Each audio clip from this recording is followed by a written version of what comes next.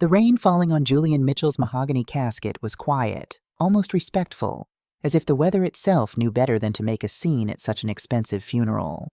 The cemetery in the affluent suburbs of Chicago was a sea of black cashmere and silk umbrellas. Among them stood Clara. At 32, she was the youngest widow in their elite social circle, and today she was a portrait of tragic perfection.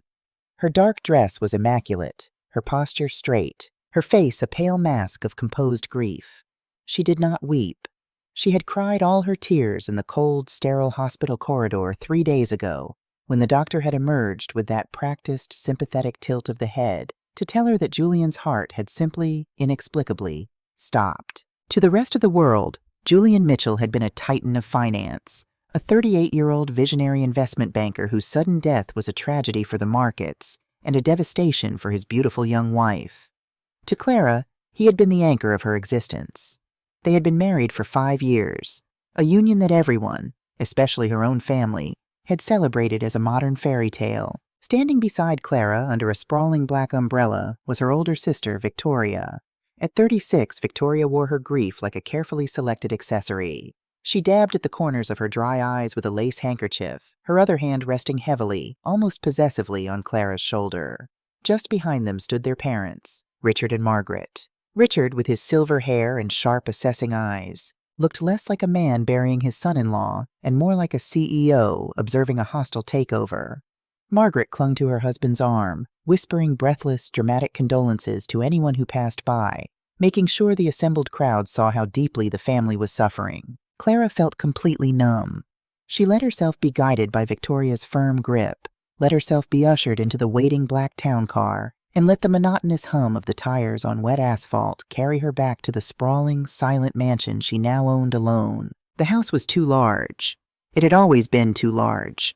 A monument to Julian's success, filled with modern art Clara didn't understand, and echoing with an emptiness she had spent 5 years trying to ignore. When the heavy front door finally clicked shut, locking the dreary afternoon outside, Clara leaned against the cool wood and closed her eyes. The silence was absolute.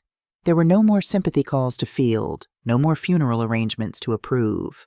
There was only the rest of her life, stretching out before her like a barren, terrifying desert. She walked slowly through the ground floor, her heels clicking softly against the Italian marble.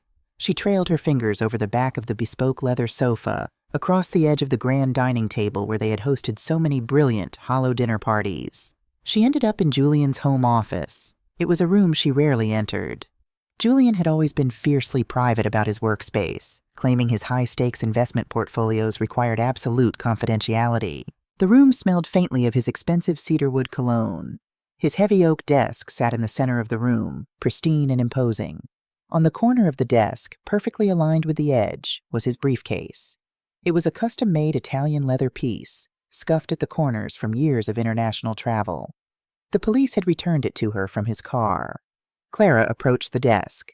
A sudden, desperate need to feel close to him washed over her. She wanted to hold something he had touched on his final day, to find some lingering trace of the man she had loved. Her trembling fingers unlatched the brass clasps. The briefcase fell open with a soft sigh. Inside, it was meticulously organized, just like Julian. Files neatly tabbed, a sleek silver pen, a leather-bound planner. Clara ran her hands over the smooth leather of the interior. As she pressed her fingers against the bottom panel, she felt something unusual. The lining shifted. It wasn't flat. There was a subtle unevenness, a slight give in the leather that shouldn't have been there. Frowning, Clara pressed harder. She slid her fingernail along the seam at the bottom corner of the case. The stitching yielded, revealing a hidden, incredibly thin compartment built directly into the base of the briefcase. Her heart gave a sudden, unexpected flutter. Julian was a man of secrets, yes, but corporate secrets. What could he possibly need to hide in a false bottom? With careful, deliberate movements, Clara pulled the false bottom up. Beneath it lay 2 items. The first was a single, heavy brass key. It looked old, lacking any branding or identifying numbers, completely unlike the sleek electronic fobs and silver keys that opened their home and cars. The second item was a small, torn piece of thick parchment paper. Written on it, in Julian's precise, elegant handwriting, was an address. It wasn't in the financial district. It wasn't a luxury condo building. It was an address in a gritty industrial neighborhood on the far south side of the city, an area Clara was certain Julian had never set foot in. She stared at the key and the paper, the numbness in her chest slowly giving way to a creeping, icy dread. A woman who discovers a hidden key in her husband's belongings usually jumps to one conclusion. Another woman. An apartment tucked away across town. A second life lived in the shadows. The thought struck Clara like a physical blow, stealing the breath from her lungs. Had the late nights, the sudden business trips to London and Zurich, the quiet moments when he seemed a million miles away, all been a lie? The rational part of her brain told her to put the key back, to close the briefcase, and to mourn the perfect husband she thought she knew.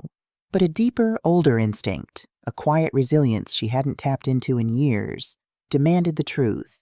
She was 32 years old, newly widowed, and suddenly entirely unsure of what her life had been for the last half-decade. She needed to know. Clara did not call Victoria. She did not call her parents. She changed out of her funeral dress, put on a pair of unassuming dark jeans and a heavy wool coat, slipped the brass key and the address into her pocket, and walked out to her car. The drive took 45 minutes, leading her further and further away from the manicured lawns and gated driveways of her world. The sky darkened into a bruised purple twilight as she navigated streets lined with rusted chain-link fences, abandoned warehouses, and flickering street lamps. She finally pulled up to a towering brutalist brick building that looked like it hadn't been updated since the 1970s.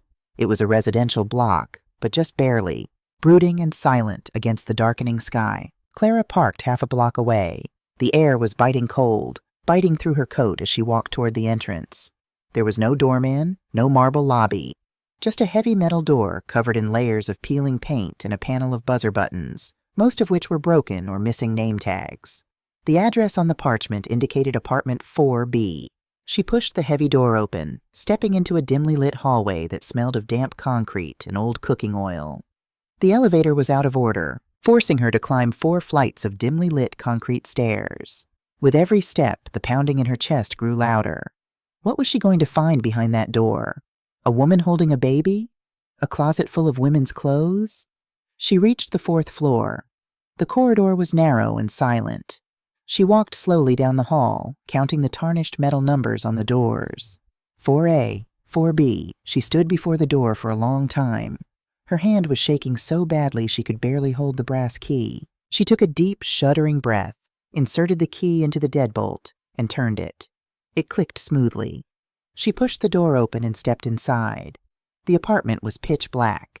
Clara reached out, her hand sliding blindly along the wall until she found a light switch. She flicked it up. Fluorescent lights buzzed to life, flooding the room in harsh, blue-white brilliance. Clara braced herself, ready for the scent of unfamiliar perfume, ready for the sight of a cozy, hidden love nest. Instead, she gasped. The apartment was not a home. It was a fortress. And a command center. There was no sofa, no television, no dining table. The hardwood floors were covered in thick, black rubber matting. Pushed against the far wall were 3 massive industrial-grade server racks, their cooling fans humming with a low, intense vibration, tiny green and red lights blinking furiously in the dimness. The center of the room was dominated by a large steel table, covered in an avalanche of paperwork, stacked ledgers, 3 separate high-end laptops, and a complex array of encrypted communication radios. It looked less like a romantic hideaway and more like the nerve center of an intelligence agency. Clara took a slow, disoriented step forward. Her eyes darted around the room. On the walls, instead of art, were large whiteboards covered in a chaotic web of handwritten notes, flowcharts, bank routing numbers, and names of shell corporations in jurisdictions she barely recognized. Belize, the Cayman Islands, Cyprus, the Seychelles. Lines connected companies to individuals, and individuals to offshore trusts. "Don't move." The voice came from the shadows near a narrow hallway leading to what should have been the bedroom. It was a male voice, young but sharp with adrenaline and fear. Clara froze, her blood turning to ice. She slowly raised her hands, turning her head toward the sound. Stepping out of the darkness was a young man. He couldn't have been more than 18 or 19 years old. He was tall, thin, with a mop of dark, unruly hair and eyes that were wide with panic. In his shaking hands, pointed directly at Clara's chest, was a sleek black handgun. Who are you? The young man demanded, his voice cracking slightly, betraying his youth. How did you get that key? Clara stared at the gun, then at the boy's face. As her initial terror slightly receded, she looked closer. The shape of his jaw, the deep, penetrating set of his dark eyes, the slope of his nose. The resemblance was uncanny, almost impossible, yet undeniable. It was like looking at a ghost, like looking at a phantom of the man she had just buried. Julian, Clara whispered, the name slipping from her lips like a prayer. The boy flinched as if she had struck him. His grip on the gun tightened. Don't say his name. Who the hell are you? Clara swallowed hard, trying to keep her voice steady. My name is Clara Mitchell. I was Julian's wife. The boy stared at her, his expression shifting from terror to profound confusion, and then, slowly, to a look of bitter, mocking disbelief. He lowered the gun slightly, though he didn't put it away. You're the wife, he said, a harsh laugh escaping his lips. The perfect, oblivious wife. The cover story. What are you talking about? Clara demanded, a sudden, fierce anger piercing through her fear. Who are you? What is this place? The boy stepped fully into the light. He looked exhausted, his eyes rimmed with dark circles, his clothes rumpled as if he had been sleeping in them for days. My name is Leo, he said. He looked at her with a mixture of pity and resentment. And Julian Mitchell wasn't just your husband. He was my father. The world seemed to tilt on its axis. The buzzing of the fluorescent lights grew deafening. Clara reached out, grabbing the edge of the steel table to steady herself. You're a father. Julian didn't have children. We didn't have children. He was 38. He had a life before you, Leo said coldly. He had my mother, and he had me. He kept us hidden because we didn't fit into the pristine corporate image he needed to build. Clara shook her head, unable to process the words. No, that's impossible. I would have known. His family, Victoria, my parents, they would have known. Leo let out a sharp, ugly sound. He finally clicked the safety back on the handgun and tossed it onto the steel table with a heavy thud. He walked over to one of the whiteboards, grabbing a dry erase marker. You really don't know anything, do you? Leo said, turning back to face her. You think Julian was just a hotshot investment banker making smart trades on Wall Street? He gestured wildly around the room, at the servers, the ledgers, the offshore routing numbers. Look around you, Clara. Does this look like standard corporate finance to you? Clara looked at the boards. She saw columns of numbers in the tens of millions. She saw words like layering, integration, crypto tumbling. What is this? She asked, her voice a hollow whisper. It's a laundry, Leo said bluntly. My father was an architect, but he didn't build buildings. He built shadow economies. He took dirty money, cartel money, human trafficking money, illegal arms money, and he made it clean. He built a labyrinth of shell companies so deep and so complex that the feds couldn't even find the front door, let alone the vault. Julian Mitchell was one of the most prolific money launderers on the eastern seaboard. Clara stumbled backward, collapsing into a cheap folding chair in the corner of the room.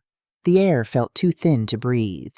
Her husband, the man who brought her coffee in bed, who meticulously planned their anniversaries in Tuscany, who spoke softly and wore bespoke suits.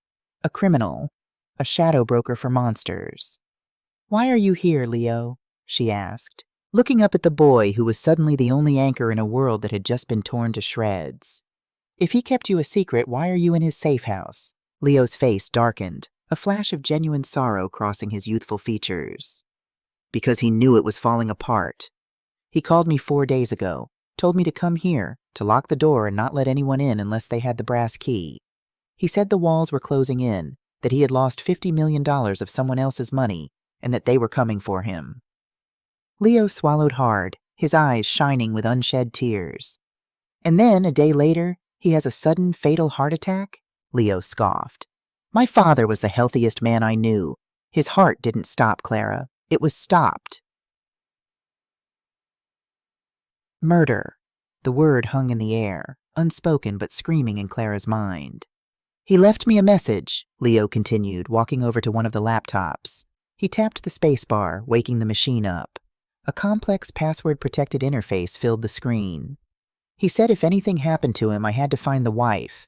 He said she was the key. Clara stared at him. Me? Why me? I don't know anything about any of this.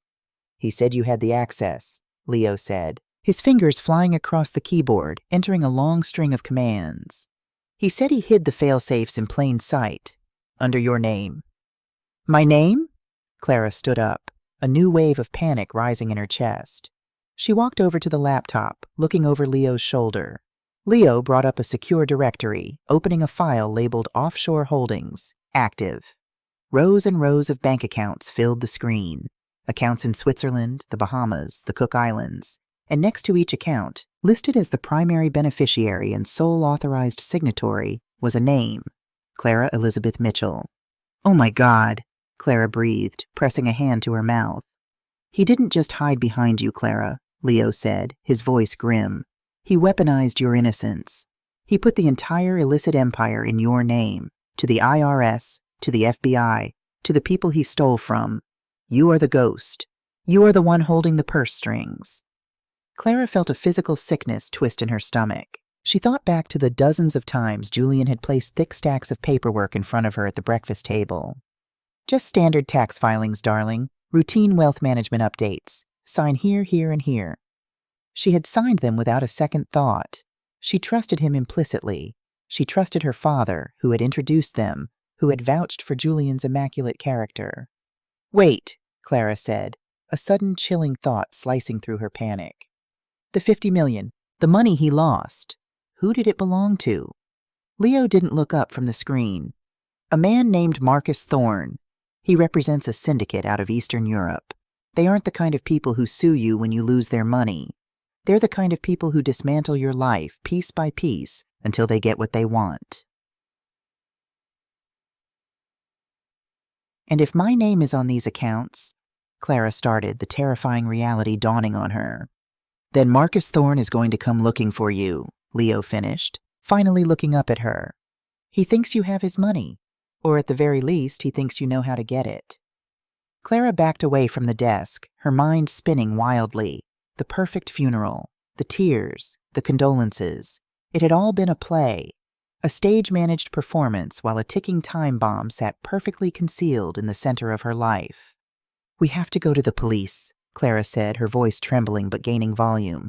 We have to go to the FBI. We tell them everything. We show them this room. Are you insane? Leo hissed, jumping out of his chair. If you go to the feds, they'll lock you up for 50 years. Your signature is on billions of dollars of laundered funds. You think they're going to believe the clueless wife routine? And even if they did, Thorne's people have eyes everywhere. You wouldn't make it to a witness protection safe house before they put a bullet in your head. Clara felt cornered, a rat trapped in a maze she hadn't even known she was running in. Then what do we do? I don't know the passwords. I don't know where the $50 million went. I'm trying to figure that out, Leo said, turning back to the monitors. Julian left breadcrumbs, a ledger that doesn't match the digital files. He was moving the money somewhere safe, somewhere off the grid before they got to him. I just need time to crack his encryption. Clara stood in the center of the fluorescent-lit bunker, surrounded by the physical evidence of her ruined life. She thought of her immaculate house. She thought of her sister, Victoria, dabbing her dry eyes. She thought of her parents. I need to look at the transfer logs, Clara said suddenly, her voice hardening. A strange, cold clarity began to settle over her. The shock was burning away, leaving behind a sharp, focused anger. If she was going down, she needed to know exactly who was dragging her. Leo looked at her, surprised by the sudden shift in her tone. He hesitated, then clicked a few buttons, bringing up a massive spreadsheet filled with dates, routing numbers, and amounts. These are the outbound transfers from the primary holding shell for the last 12 months. It's how Julian paid his network. Bribes, hush money, operational costs. Clara leaned close to the screen. She didn't understand the complex financial jargon, but she understood names. She understood bank routing numbers from the domestic accounts she managed for household expenses. She scanned the lines. Thousands of transactions. Then her eyes snagged on a recurring series of transfers. Date, the first of every month. Amount, $250,000. Destination, a private wealth management trust at First Republic Bank. Clara knew that trust. She knew the routing number by heart. It was the trust established by her father, Richard. Her breath hitched. She scrolled down frantically. Another recurring transfer. Every quarter, $500,000. Destination, Victoria's boutique PR firm, listed under consulting fees. The floor seemed to drop out from beneath Clara's feet. The numbers blurred, swimming before her eyes. It wasn't just Julian. He hadn't fooled them. He hadn't pulled the wool over her family's eyes. They knew. Her father, the respectable patriarch. Her mother, the socialite. Her sister, her closest confidant. They all knew exactly who Julian Mitchell was. They hadn't just tolerated his criminal empire. They had profited from it. They had actively taken the blood money. And they had served her up on a silver platter. They had introduced her to Julian, encouraged the marriage, pushed her down the aisle into the arms of a cartel money launderer, all to secure their own financial pipeline.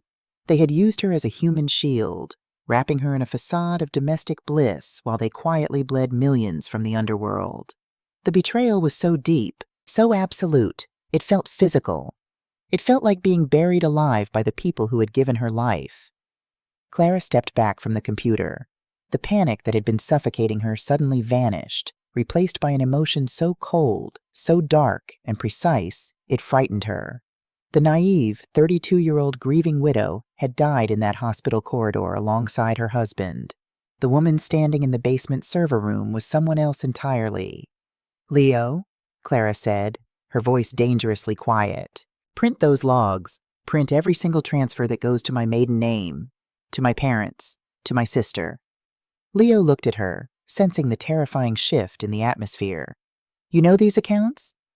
"They belong to my family," Clara said, her eyes locked on the glowing screen. "They sold me." She looked around the room, the ledgers, the servers, the empire of lies built on her back. The world thought she was a fragile widow holding an empty bag. They were wrong. She was holding the detonator. "Keep working on the 50 million, Clara instructed the boy, her tone shifting from a frightened victim to a commanding presence. "Crack the encryption. Find out where he hid the real money. I need to go home." "Home?" Leo asked, incredulous. "You can't go back there. If Thorne's people are watching—" "Let them watch," Clara said, turning toward the heavy metal door. She pulled her coat tighter around herself, her posture straightening, a terrifying, beautiful resolve settling into her bones. "I have a family dinner to attend, and it's time I finally learned how to play the family business."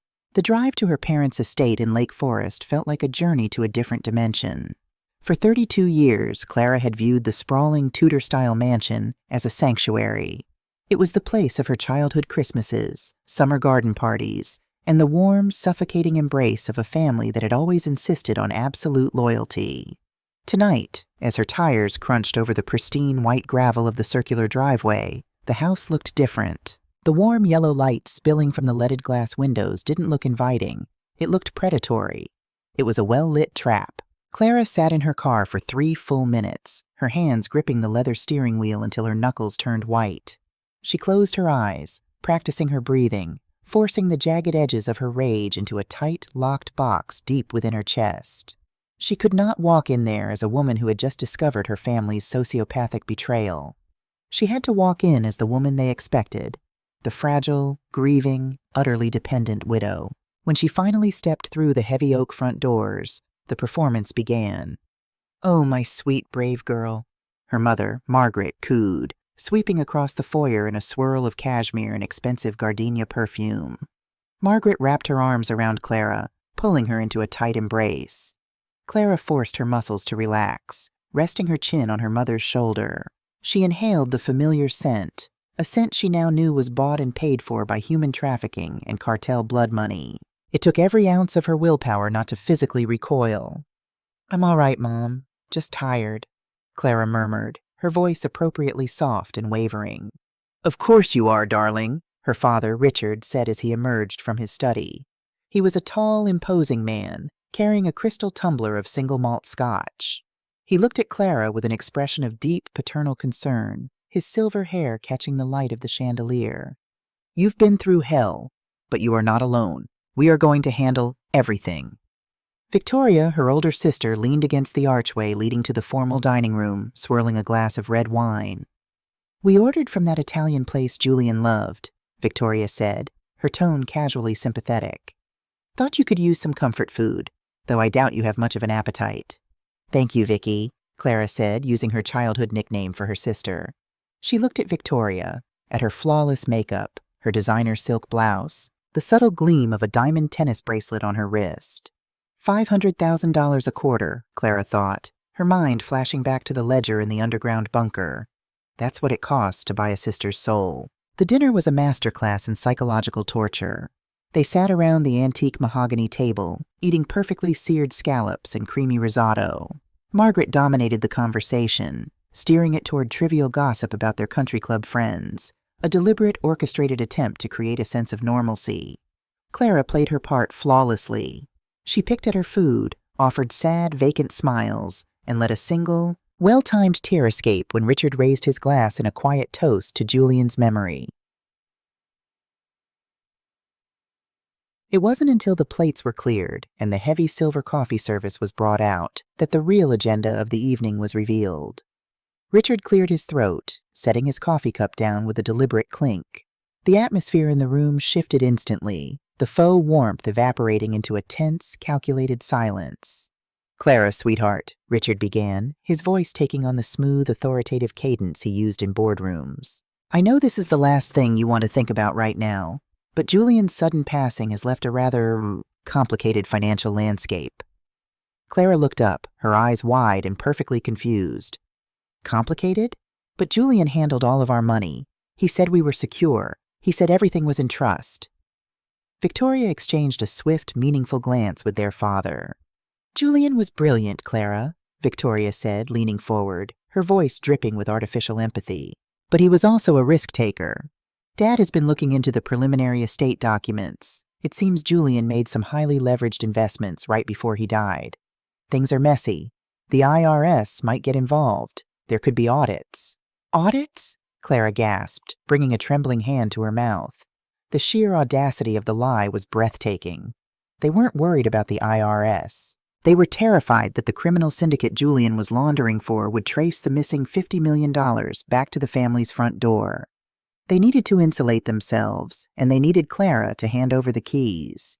Richard reached into his tailored suit jacket and withdrew a thick, legal-sized manila envelope.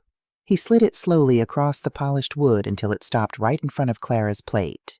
"We want to protect you, Clara," her father said, his eyes locking onto hers with a piercing intensity. "You shouldn't have to deal with lawyers, tax agents, and aggressive creditors while you're mourning. This is a comprehensive power of attorney, along with a transfer of control for the offshore holding companies Julian listed in your name." Clara stared at the envelope as if it were a venomous snake. "My name? Why are there offshore companies in my name?" "Julian was shielding his assets," Margaret chimed in quickly, patting Clara's hand across the table. "He meant well, darling, but it's dangerous for you to hold them now. If the market regulators come knocking, they will come after you. Your father and Victoria have the legal teams to absorb this. You just need to sign, and we will take the entire burden off your shoulders." It was brilliant, Clara had to admit. It was a perfectly designed emotional trap. They were using her grief and her manufactured ignorance to rob her of the only leverage she had, all while masquerading as her saviors. If she signed those papers, they would have absolute control over the entire money laundering apparatus. They could siphon off the remaining funds, pay off the syndicate, and leave Clara with nothing but the legal liability if the federal government ever found out. Clara let her lower lip tremble. She reached out and touched the edge of the envelope, then quickly pulled her hand back as if burned. I can't," she whispered, letting a tear spill down her cheek. "It's too much. It's too soon. I just buried my husband today. Please, Dad, don't make me read legal jargon tonight. My head is pounding." Richard's jaw tightened imperceptibly. A flash of irritation crossed Victoria's face, but she quickly masked it. "Of course, darling. I'm sorry," Richard said, his voice softening, though his eyes remained hard and calculating. "I shouldn't have pushed. Take the envelope home. Take a day or two. But Clara, please understand, time is of the essence here. The longer those accounts sit in your name, the more danger you are in." "I understand," Clara said softly, slipping the envelope into her purse. "I'll look at it tomorrow. I promise." She left the house 20 minutes later, enduring another round of suffocating hugs and whispered promises of protection. When she finally got back into her car and the heavy wrought iron gates of the estate closed behind her, Clara let out a long, ragged exhale. The mask dropped.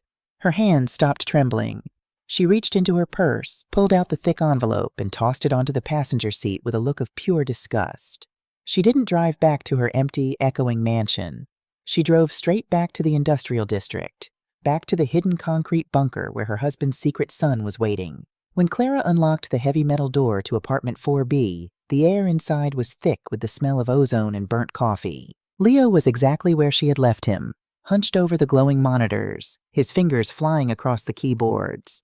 He looked exhausted, but there was a frantic, feverish energy about him. "You're back," Leo said, not looking up. "How was the Addams family dinner?" "Educational," Clara replied dryly, throwing her coat onto the folding chair. She dropped the manila envelope onto the steel table. "They want me to sign over full power of attorney. They're terrified. They mentioned aggressive creditors." Leo finally stopped typing and spun his chair around. "They have a good reason to be terrified. I found out what happened to the missing $50 million. Clara stepped closer to the monitors. "Where is it?" "It's not where," Leo corrected, running a hand through his dark hair. "It's what. Julian didn't lose the money in a bad trade, and he didn't steal it to buy an island. He weaponized it." Leo tapped a key, and a complex graph filled the center screen. It looked like a heartbeat monitor gone mad, filled with jagged red and green candlesticks. Julian knew Marcus Thorne and his Eastern European bosses were getting paranoid. They were going to clean house, and Julian knew he was on the chopping block. So 2 weeks ago, Julian took their $50 million and threw it into the foreign exchange market, specifically the EUR/USD pair. Clara frowned. "He gambled it on currencies?" "He didn't gamble. He built a trap," Leo explained, his eyes wide with a mix of awe and terror at his late father's audacity. He used a massive margin multiplier. He essentially bet against the euro with extreme leverage, but he locked the funds in a dark pool smart contract. He told Thorne the money was temporarily tied up in a liquidity audit to dodge the IRS. But the truth is, Julian tied that $50 million to a dead man's switch. "Speak English, Leo," Clara demanded, her patience wearing thin. If Julian didn't log into the system and enter a specific cryptographic key every 48 hours, the smart contract was programmed to automatically execute a catastrophic short sell, Leo said, pointing to the screen. "Julian missed his check-in because he died. The switch activated yesterday morning.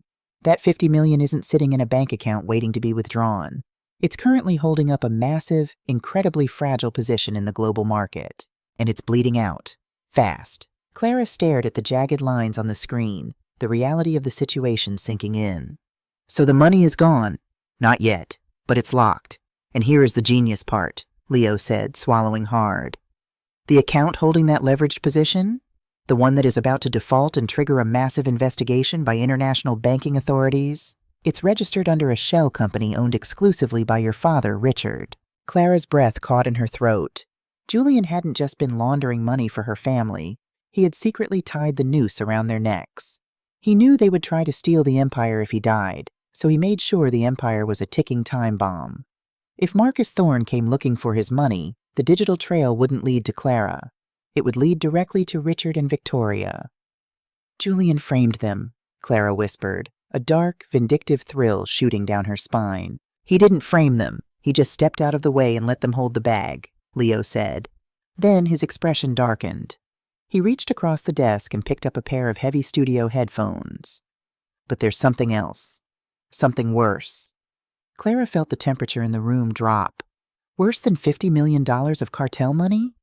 Leo's hands trembled slightly as he held the headphones out to her. "While I was digging through the core server, I found a hidden encrypted partition. It wasn't financial data. It was audio files, voice memos. Julian was keeping a diary." Clara hesitated, staring at the headphones. She wasn't sure she wanted to hear her dead husband's voice. She wasn't sure her fractured heart could take another hit. But she took them anyway, slipping them over her ears. Leo clicked a file on the screen. There was a hiss of static, and then Julian's voice filled her ears. It sounded rough, exhausted, and desperately sad. "File 402, October 12th. Julian's recorded voice echoed in the dark space of her mind. "Thorne is getting suspicious about the Chicago routing. I have to move the servers again. God, I'm so tired. I look at Clara sleeping and I wonder if she'll ever know what it took to build this cage we live in. Clara closed her eyes. Even in his secret recordings, he spoke of her like a pet, like a fragile bird he had to keep locked away. Richard pushed another $10 million through Victoria's firm today.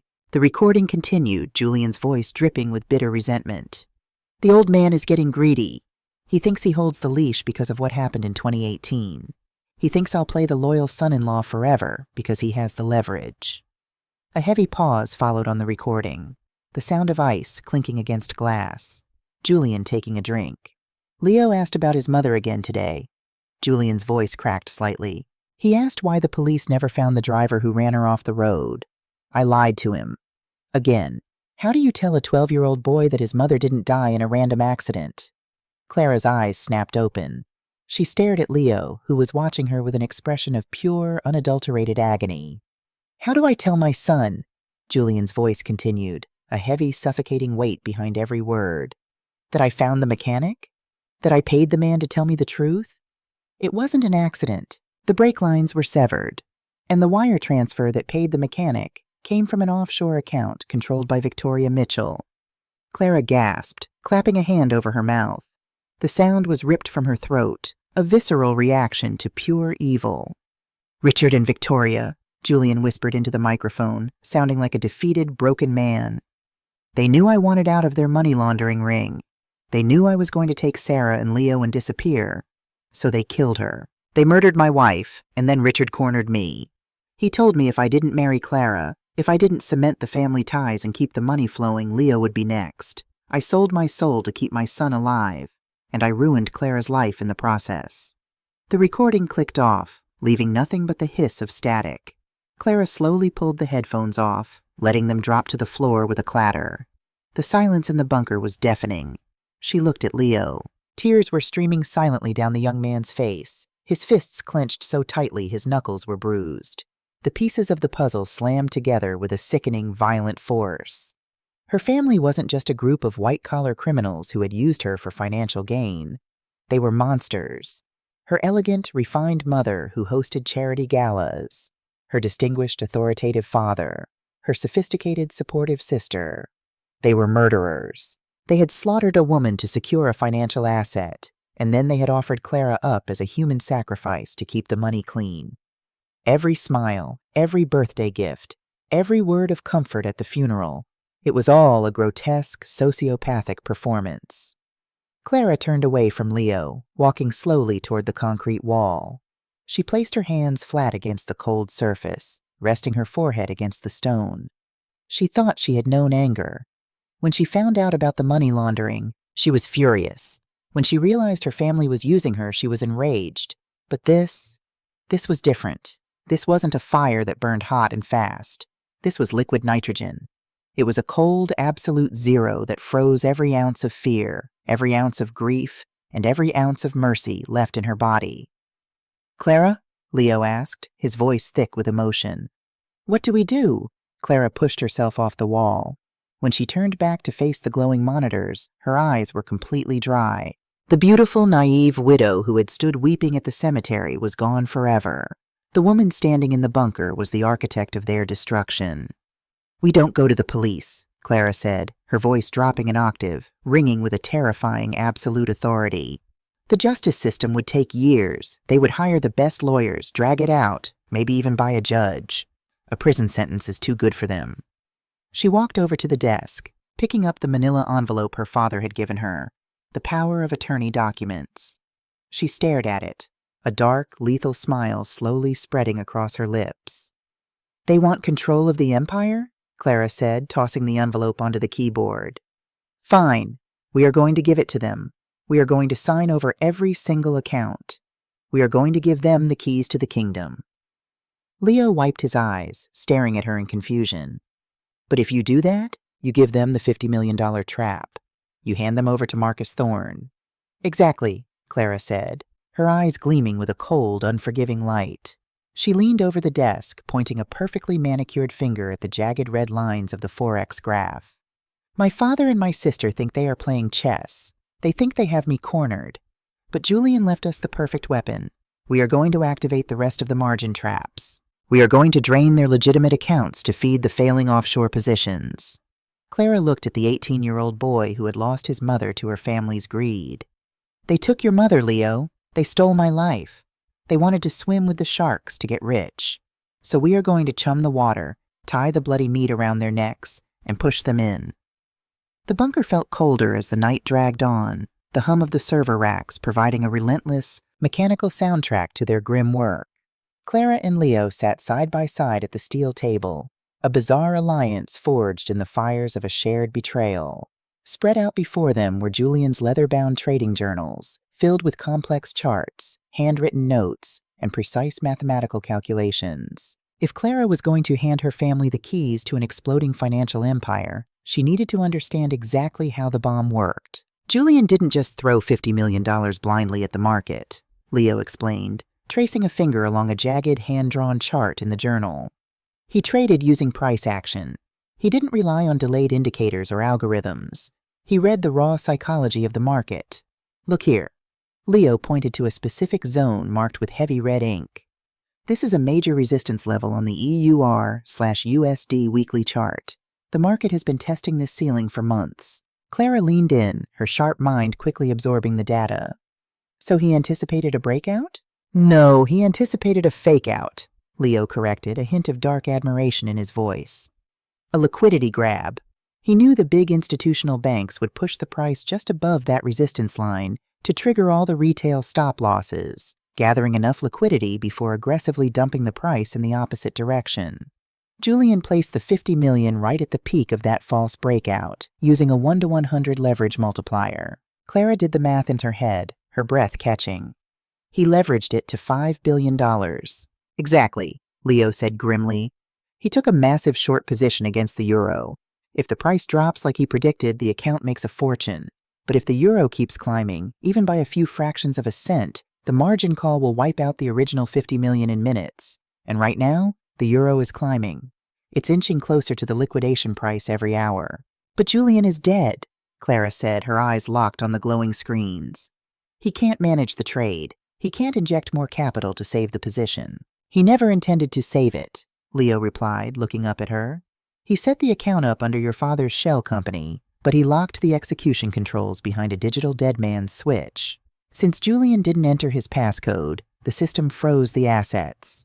The money is trapped in the market, bleeding out, and the syndicate is going to come looking for whoever holds the legal title to that specific offshore holding. Clara picked up the thick manila envelope containing the power of attorney documents her father had given her.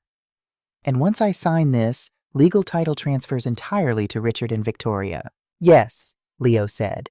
But the timing has to be flawless. We have to give them the accounts right before the margin call hits.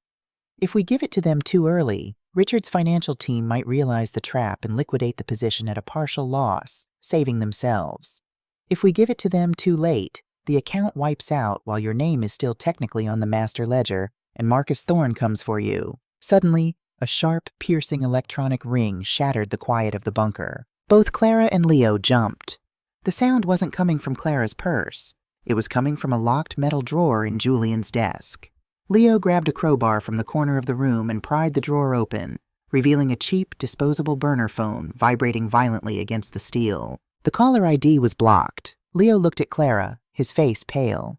It's him. It has to be Thorne. Clara stared at the buzzing piece of plastic. This was the monster her husband had worked for, the man who could have her killed with a single phone call. Her instinct screamed at her to run, to smash the phone and disappear. But the cold, calculating woman she had become in the last 3 hours overrode her fear. If she wanted to destroy her family, she needed the monster. She picked up the phone and pressed the green button. She didn't say a word. For a moment, there was only the sound of heavy, rhythmic breathing on the other end of the line. Then a voice spoke. It was deep, textured with a thick Eastern European accent, and completely devoid of emotion. Julian is dead, the voice said. It wasn't a question. Yes, Clara answered, keeping her voice perfectly steady. I am speaking to the wife. You are? My condolences, Marcus Thorne said, the words sounding like a threat. Your husband was a very talented man. Unfortunately, his sudden departure has caused a severe disruption in my operations. He was holding $50 million of my capital. The routing numbers point to a holding company where you are listed as the primary signatory. I want my money, Mrs. Mitchell. The money is safe, Clara lied smoothly, her eyes meeting Leo's terrified gaze. Julian anticipated interference. He put the funds into a highly leveraged protective trust to avoid federal scrutiny following his accident. I do not care about federal scrutiny, Thorne replied, his voice dropping to a terrifying whisper. I care about my capital. You have 48 hours to unfreeze the routing protocols and return the funds. If the money is not in my designated accounts by Friday evening, I will not send lawyers to your beautiful home in Lake Forest. I will send men. They will not ask questions. Do you understand? I understand perfectly, Mr. Thorne, Clara said, her grip on the phone tightening. But I am not the one you need to worry about. I am merely a proxy. The actual managers of the trust, the ones who hold the ultimate executive power over the funds, are my family, Richard Mitchell and Victoria Mitchell. There was a pause on the line. Clara could hear the faint click of a keyboard in the background. Thorne was checking the names. I am signing over full legal and operational control of the entire offshore apparatus to them tomorrow night, Clara continued, her voice dripping with artificial innocence. They are much more experienced in these financial matters than I am. They have assured me they will handle all outstanding obligations. Richard and Victoria, Thorne repeated, the names tasting like ash in his mouth. Very well. If the legal transfer is complete, the debt transfers with it. Tell your father and your sister they have 48 hours, or they will pay with their lives. The line went dead. Clara slowly lowered the phone. Her heart was hammering against her ribs like a trapped bird, but a dark, triumphant smile touched the corners of her mouth. She had just painted a massive, glowing target on the backs of the people who had murdered her husband's first wife. He bought it, Clara whispered. He's going to slaughter them, Leo said, his voice a mixture of horror and vindication. Only if the market doesn't destroy them first, Clara corrected. She turned back to the price action charts, studying the relentless upward crawl of the euro. We need to prepare the transfer. I'm going back to the estate tomorrow evening. I'll give them exactly what they want.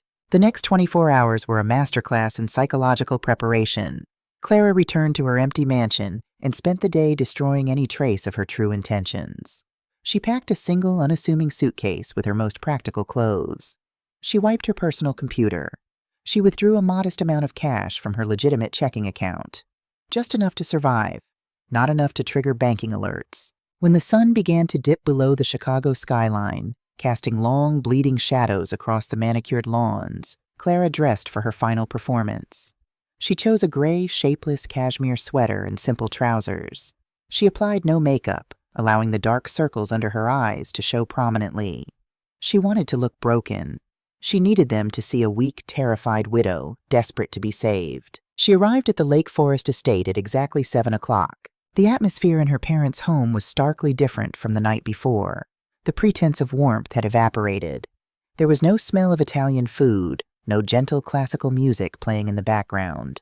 The grand foyer felt like a tribunal. Richard was waiting for her in his study, sitting behind a massive mahogany desk that looked more like a judge's bench. Victoria stood by the fireplace, her arms crossed, her designer stilettos tapping impatiently against the marble hearth. Margaret sat on a leather sofa, sipping a gin and tonic, her eyes darting nervously between her husband and her oldest daughter. Clara, Richard said, not standing up to greet her. His tone was brisk, all business. Come in. Close the doors. Clara did as she was told, keeping her head bowed, her shoulders slumped. She clutched her leather purse to her chest like a shield. She walked slowly to one of the wingback chairs facing her father's desk and sat on the very edge of the cushion. You look awful, darling, Margaret offered from the sofa, though there was no real sympathy in her voice. Have you been sleeping? Not really, Clara whispered, her voice wavering perfectly. She looked at her father. I brought the papers. Richard's eyes gleamed with a hungry, predatory light. He extended his hand. Good girl. I have our corporate notary waiting in the library. Once you sign, we can immediately begin insulating the estate. We've had our analysts looking at Julian's recent maneuvers. It's worse than we thought. Worse? Clara asked, her voice trembling. What do you mean? Victoria scoffed, walking over to the desk and pouring herself a drink from a crystal decanter. Julian was a reckless idiot, Clara. He leveraged everything. He was hiding money from his own clients. Dangerous clients.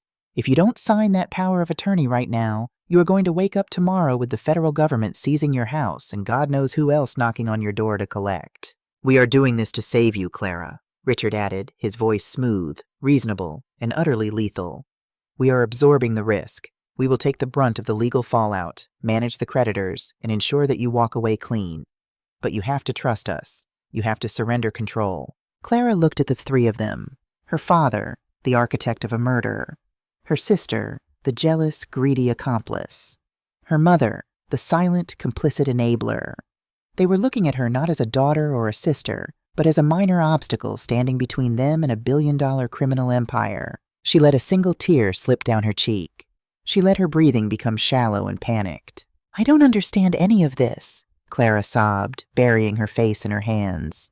It wasn't entirely acting. The sheer weight of their betrayal was enough to make her stomach churn. I just want it to be over. I want Julian back. I don't want to deal with lawyers or creditors or any of it. Then sign the damn papers, Clara, Victoria snapped, losing the last shred of her manufactured patience. Stop crying and be an adult. We are trying to clean up your mess. Richard shot Victoria a warning glare, then pushed a silver fountain pen across the desk toward Clara. Just sign, sweetheart, and it will all go away. Clara reached out with a trembling hand. She picked up the pen. It felt heavy, cold, and immensely powerful. She pulled the thick stack of legal documents from her purse and laid them flat on the mahogany desk. She didn't read them. She already knew exactly what they said. With a shaky, cursive script, she signed her name on the dotted line. Clara Elizabeth Mitchell. She signed the transfer of the holding companies. She signed the relinquishment of the offshore trusts. She signed the absolute, irrevocable power of attorney over to Richard and Victoria Mitchell. With every stroke of the pen, she wasn't signing away her life. She was signing their death warrants. As she finished the final signature, the heavy oak doors of the study opened. A man in a sharp gray suit walked in. Richard's personal notary. He wordlessly collected the documents, stamped them with his official seal, and slipped them into a leather briefcase. It's done, Richard said, leaning back in his leather chair. The tension in his shoulders vanished, replaced by an aura of absolute, arrogant victory. He looked at Victoria, sharing a brief, triumphant smirk. They had won. They had the empire. Clara slumped back in her chair, wiping her eyes with a tissue. So, what happens now? Do I need to speak to the lawyers? The atmosphere in this room instantly turned ice cold. No, Clara, Victoria said, her voice dropping the facade of sisterly concern entirely. She set her drink down and looked down at Clara with an expression of pure, unadulterated contempt. You don't need to speak to anyone. In fact, you don't need to do anything at all. Clara looked up, feigning confusion. What do you mean? Richard folded his hands on the desk. The paternal warmth was completely gone, replaced by the ruthless calculation of a corporate raider. Julian left behind a massive amount of debt, Clara. Millions in liabilities. To protect the family's core assets, we are going to have to liquidate everything associated with his name.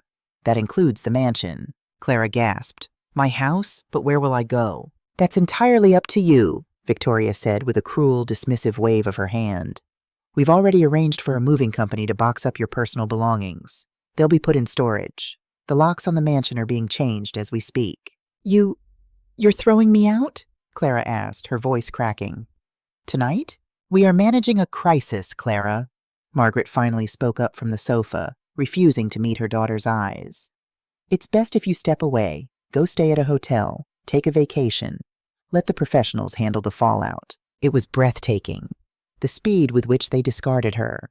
The moment she was no longer legally useful, the moment she had surrendered the keys to the vault, they didn't just push her aside, they erased her.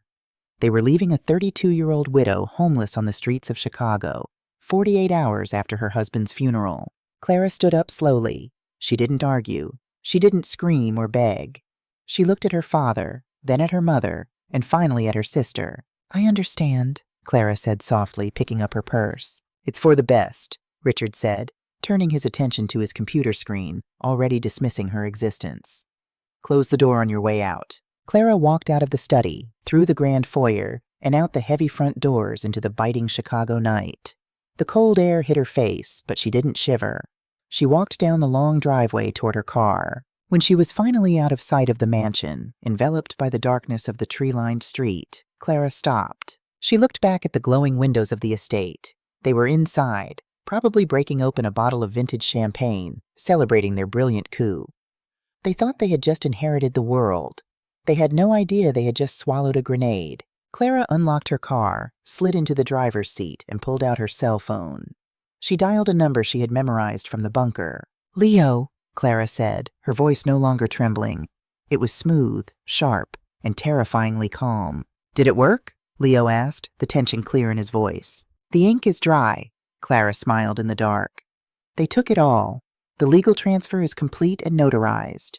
Richard and Victoria are now the sole proprietors of the EUR/USD margin account." Clara started the engine, the headlights slicing through the darkness. "Good," Leo said, the sound of rapid typing echoing over the line. "Because the euro just spiked. The market is reversing, Clara. The resistance level held, and the institutional algorithms are dumping the price. The margin call is going to hit the account in less than 12 hours. Let it burn," Clara said quietly. "Activate the dead man's switch. Send the ledgers to the IRS. And Leo?" "Yeah?" "Send a copy of the notarized transfer documents directly to Marcus Thorne," Clara instructed, shifting the car into drive. "Let him know exactly whose door he needs to kick down." The morning sun rose over the manicured lawns of the Lake Forest estate, casting a golden, deceitful glow over the stone facade.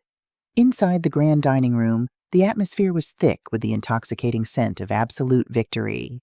Richard Mitchell sat at the head of the long mahogany table, wearing a crisp silk robe, a cup of freshly brewed espresso in one hand and a sleek tablet in the other. Across from him sat Victoria, scrolling through her phone with a smug, self-satisfied smirk playing on her lips. Margaret was in the conservatory, softly humming to herself as she arranged imported orchids. They had done it. They had surgically removed Clara from the equation, taking complete legal control of Julian's hidden empire without spilling a single drop of their own blood. The notarized power of attorney was safely locked in Richard's wall safe. According to their preliminary estimates, they were now sitting on over $50 million in untraceable cartel capital, a sum they fully intended to launder through Victoria's PR firm over the next 5 years, completely insulating themselves from Marcus Thorne and the Eastern European syndicate. They thought Clara was currently sobbing in a cheap motel room, broken, penniless, and utterly defeated. "The offshore holding companies have officially registered the transfer of ownership," Richard announced, his voice a low purr of satisfaction as he tapped the screen of his tablet. "We are now the sole signatories of the primary liquidity accounts in Cyprus and Belize. Julian's digital fingerprints are being wiped as we speak." "What about Thorne?" Victoria asked, not looking up from her phone. She was already browsing listings for a vacation home in the Hamptons. "He expects his $50 million by tomorrow evening." "Thorne is a thug," Richard dismissed with a wave of his hand. "I'll have my lawyers draft a structured repayment plan. We'll trickle a few million back to him to keep the dogs at bay, tell him the rest is tied up in federal probate. By the time he realizes we're stringing him along, the money will be completely untraceable, and we'll have enough private security to start our own small country." Richard tapped another icon on his tablet, opening the secure banking portal to view the crown jewel of their new empire, the primary holding account where Julian had parked the syndicate's $50 million. He entered the newly generated passwords. The screen loaded. Richard frowned. He blinked, taking off his reading glasses and rubbing his eyes before looking at the screen again. "Victoria," Richard said, his voice suddenly losing its arrogant timbre. "Bring your laptop in here. Now." Victoria sighed, annoyed by the interruption, but the sheer panic bleeding into her father's voice made her pause. She grabbed her silver laptop from the sideboard and brought it to the table, flipping it open. "Log into the master ledger," Richard ordered, his face draining of color. "Tell me what you see under the cypress holding shell." Victoria typed rapidly, her manicured nails clacking against the keys. The screen verified her credentials and opened the dashboard. She stared at the numbers. "Dad," Victoria whispered, her breath catching in her throat. This isn't a cash holding account, it's a brokerage portal. It's a foreign exchange margin account." "I know what it is," Richard snapped, his hands beginning to tremble. "Look at the balance. Look at the positions." Victoria's eyes darted across the screen, trying to make sense of the jagged red lines and the violently flashing alerts. Julian didn't park the $50 million. He entered a trade. He shorted the euro with a 100-to-1 leverage multiplier. He bet $5 billion against the market. "And the market is rallying," Richard choked out, a cold, paralyzing terror gripping his chest. They watched in absolute paralyzed horror as the live feed of the EUR/USD currency pair ticked upward. Every fraction of a cent the euro gained against the dollar was a massive bleeding wound to the account. Because Julian had used such extreme leverage, the $50 million wasn't capital, it was merely collateral, and the collateral was evaporating by the second. "Close the position," Richard bellowed, slamming his fist onto the table, rattling the fine china.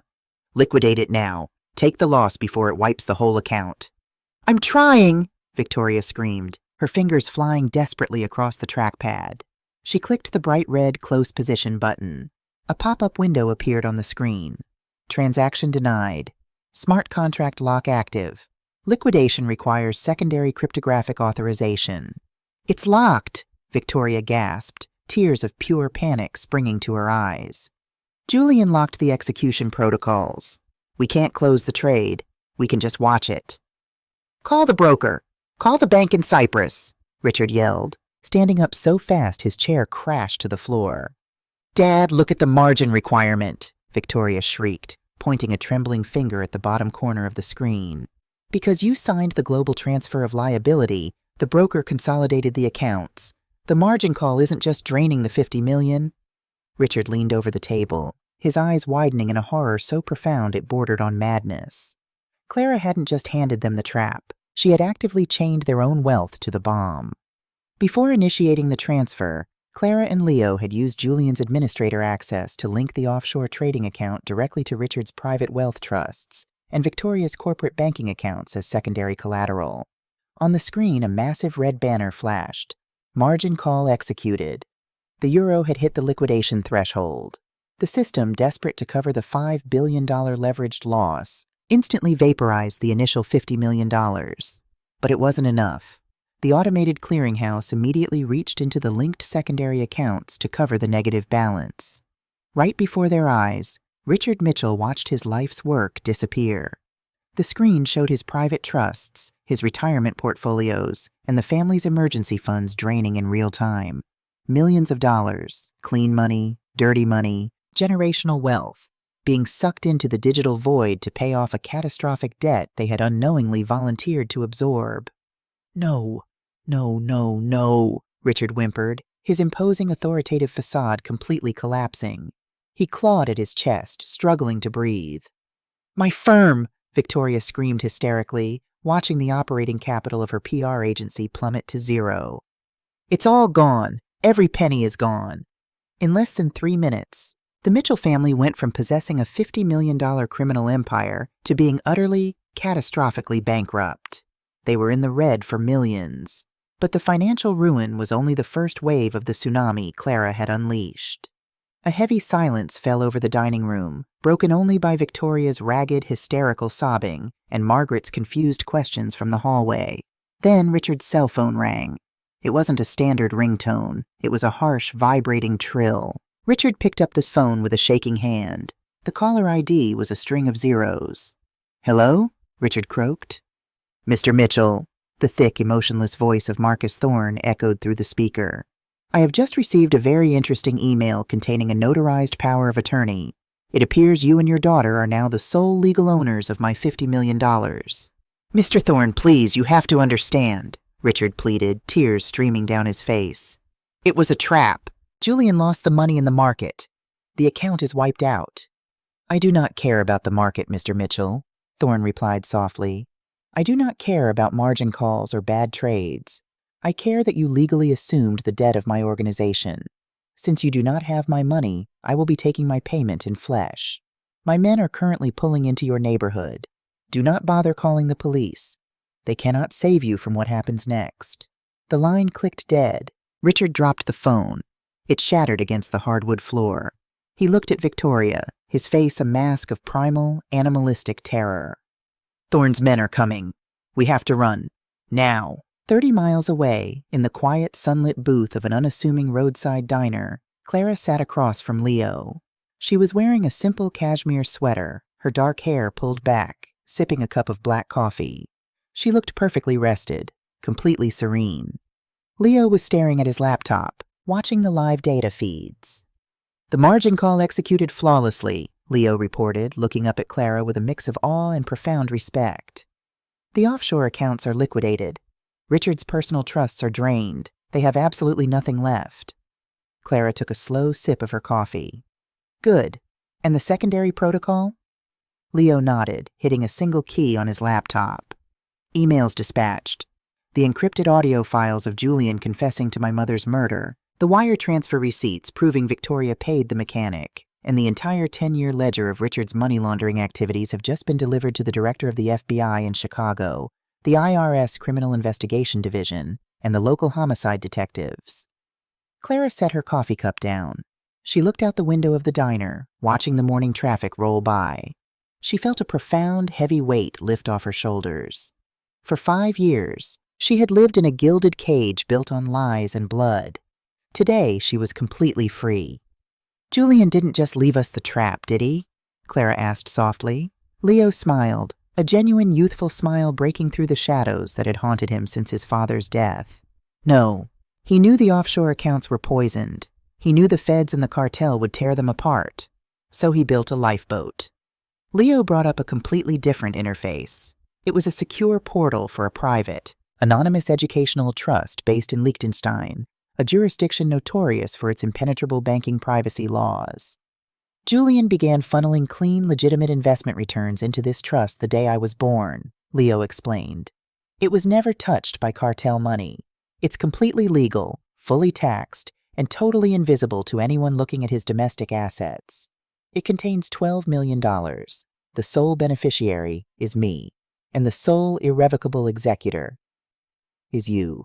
Clara stared at the screen. $12 million. It wasn't cartel money. It wasn't blood money. It was the only honest thing Julian had ever done, a desperate attempt to ensure that if his dark world finally collapsed, his son and his innocent wife would have a way out. We need to go, Leo, Clara said, standing up and throwing a $20 bill onto the table. I hear Colorado is beautiful this time of year. Back at the Lake Forest estate, the scene had descended into absolute madness. Richard was frantically stuffing handfuls of jewelry and whatever cash he could find in the safe into a duffel bag. Victoria was screaming at her mother, dragging Margaret toward the back door. "Leave the orchids, you stupid woman!" Victoria shrieked, yanking her mother by the arm. "Cartel hitmen are coming to kill us!" They burst out of the back doors, sprinting across the manicured patio toward the garage. But as Richard hit the button to raise the heavy garage doors, a sound echoed through the crisp morning air that froze the blood in their veins. The rhythmic, heavy thumping of helicopter rotors. Richard looked up to see a dark blue helicopter with bold yellow letters painted on the side, FBI, hovering low over the tree line. At the exact same moment, the heavy wrought iron gates at the front of the estate were violently rammed open by a pair of armored black SUVs. But it wasn't Marcus Thorne's cartel hitmen. It was a SWAT team. Dozens of heavily armed federal agents poured out of the vehicles, tactical rifles raised, moving with terrifying precision. "FBI, get on the ground! Show me your hands!" The voice boomed through a megaphone, echoing across the sprawling lawns. Richard dropped the duffel bag. The diamonds and watches spilled out onto the concrete, glittering uselessly in the sun. He fell to his knees, raising his trembling hands in the air. Victoria didn't surrender. Panic overriding her sanity, she turned and tried to sprint toward the woods bordering the property. She made it less than 20 yards before 2 tactical agents tackled her to the ground, driving her face roughly into the pristine, manicured grass she prized so highly. "Get your hands off me!" Victoria screamed, spitting dirt, her designer silk blouse tearing at the shoulder. "I'm a victim. My sister did this. Clara did this. Victoria Mitchell, you are under arrest for conspiracy to commit murder, wire fraud, and money laundering," an agent said coldly, violently wrenching her arms behind her back and slapping heavy steel handcuffs onto her wrists. As they hauled Victoria to her feet, she looked over at her father, who was currently being pinned against the hood of a federal cruiser, a terrified, weeping mess. The beautiful, impenetrable family facade shattered into a million jagged pieces. "Tell them, Dad," Victoria shrieked hysterically, thrashing against the agent's grip. "Tell them it was your idea to cut the brake lines. You made me pay the mechanic. Tell them you killed Sarah." "Shut up, you stupid bitch!" Richard roared back, his face purple with rage and fear, spitting venom at his own daughter. "You pulled the trigger. You wanted the money. It was you." Margaret stood paralyzed on the patio, watching her husband and daughter violently turn on each other, tearing at each other's throats to save themselves. As an agent gently but firmly placed handcuffs on her wrists, she began to sob uncontrollably, mourning not her family, but the loss of her country club memberships and her perfect, insulated life. From the tree line, parked discreetly on a side street, a sleek black sedan watched the chaotic raid unfold. Inside the car, 2 men in dark suits sat in silence. One of them held a cell phone to his ear. "Mr. Thorne," the man said quietly, "the feds beat us to it. It's a massive raid. IRS, FBI, local homicide. They're taking the whole family into custody." There was a long pause on the other end of the line. "Let the government have them," Marcus Thorne finally replied, his voice chillingly calm. "Federal prison is a very dangerous place for people who owe me money.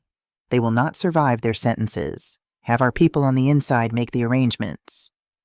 The black sedan quietly slipped into gear and drove away, disappearing into this morning traffic, leaving the Mitchell family to the absolute devastation of their own making. 6 months later, the air in the San Juan Mountains of Colorado was thin, crisp, and smelled of pine needles and wood smoke. Far away from the suffocating socialite circles of Chicago, nestled on a sprawling 20-acre plot of private woodland, sat a magnificent modern timber frame cabin. Inside, the fire crackled warmly in the massive stone hearth. The floor-to-ceiling windows offered a breathtaking, unobstructed view of the snow-capped peaks. Clara Mitchell, 32 years old and radiating a quiet, grounded strength, sat in a plush leather armchair by the fire. She wore thick wool socks, comfortable leggings, and an oversized cashmere sweater. Her dark hair was loose, cascading over her shoulders. She looked younger, lighter, and infinitely more dangerous than she ever had in her designer gowns. She held a steaming mug of dark roast coffee in one hand and a tablet in the other. On the screen, a news article from the Chicago Tribune dominated the headlines. "Prominent Lake Forest family pleads guilty to murder for hire and money laundering. Richard and Victoria Mitchell sentenced to consecutive life terms without the possibility of parole. Margaret Mitchell receives 15 years as an accessory." Federal prosecutors described the case as a breathtaking display of familial greed and sociopathy. Clara read the headline with a completely neutral expression. She felt no pity. She felt no remorse. She simply felt the satisfying, cold finality of justice served. She tapped the screen, closing the article forever. Outside the window, a figure moved through the deep snow. It was Leo. He was wearing a heavy flannel jacket and a thick beanie, swinging an axe with practiced ease, splitting firewood for the evening. He looked strong, healthy, and finally unburdened by the ghosts of his parents' past. He had started taking online courses in architecture, building a new life with the clean money his father had desperately hidden away for him. Clara watched him for a moment, a soft, genuine smile touching her lips. They weren't a traditional family, but they were survivors. They had walked through the fire built by the people who were supposed to love them, and they had emerged on the other side, unburned. Clara set her coffee mug down, picked up a thick novel, and leaned back into the warmth of the chair. She didn't have to look over her shoulder. She didn't have to pretend. She was the architect of her own life now, and the foundation she had built was solid rock. The snow continued to fall, silently burying the past, leaving nothing but a pure white slate for the future.